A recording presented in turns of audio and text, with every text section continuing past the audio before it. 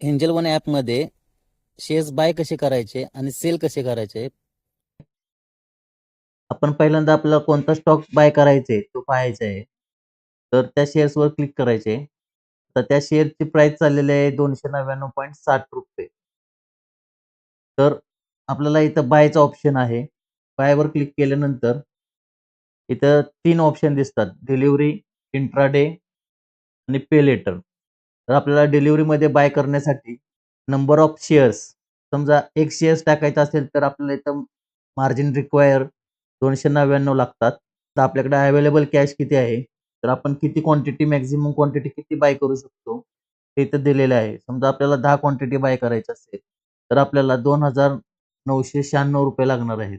ही order आपल्याला bye करण्यासाठी place order करायचे. पुन्हा एकदा कन्फर्म करायचे. कन्फर्म झाल्यानंतर तुमची ती ऑर्डर डायरेक्ट एक्झिक्यूट झाली. ऑर्डरमध्ये तुम्हाला दिसेल पेंडिंग, एक्झिक्युटिव्ह आणि रिजेक्ट. तर ही ऑर्डर तुमची एक्झिक्यूट झालेली आहे 299.60 ला. पोझिशनमध्ये तुम्ही पाहू शकता. ही जर ऑर्डर तुम्हाला सेल करायची असेल, तर त्यावर जाऊन ₹300 ला सेल करायची असेल, तर तुम्ही ती लिमिट ऑर्डर लावू शकता आणि एक्झिट म्हणू शकता. एक्झिट म्हटल्यानंतर ती तुमची ऑर्डर पेंडिंगमध्ये जाईल.